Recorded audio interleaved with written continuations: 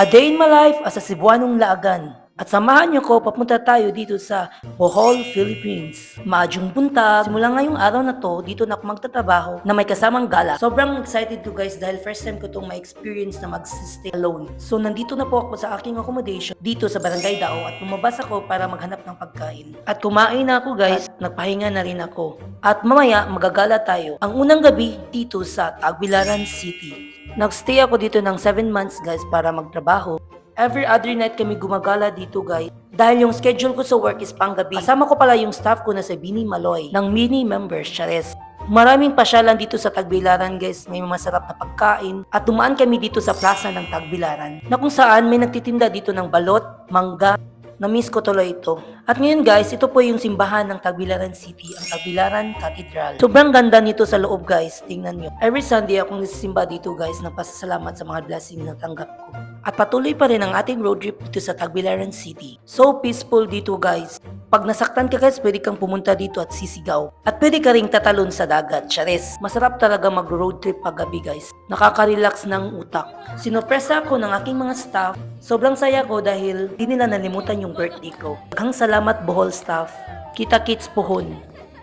Kinagabihan, pinagpatuloy namin yung celebration ng aking birthday dito sa V-Hub. Kasama ko pala yung aking dalawang staff na si Missy at si Ann. Sobrang thankful ako sa kanila dahil hindi nila ako iniwan mag-isa sa aking birthday. So ito yung mga pagkain na aming Christmas party. Mga iba't ibang mga putahe na masasarap. Katulad ko, Chares. May lechon din kami guys na napaka-crispy yung balat. Nyam nyam nyam. May kantahan at may nagka-concert. Sobrang masaya talaga yung party namin dito guys. May pag-games, sayawan at tugtugan.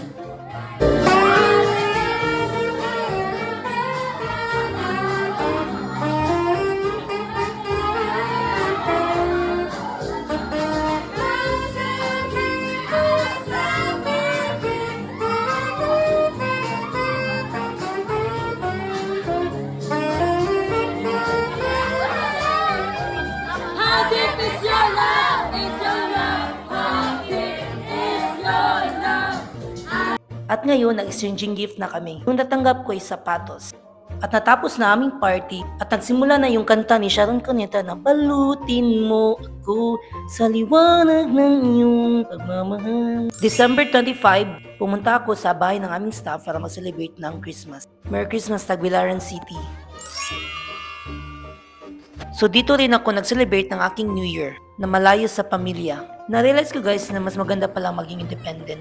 At last day ko na dito sa Tagbilaran City. Sobrang saya ko guys. Dahil sa 7 months ko dito sa Bohol, marami akong taong nakilala at naging friends ko. Babalik ako dito soon. Thank you Tagbilaran.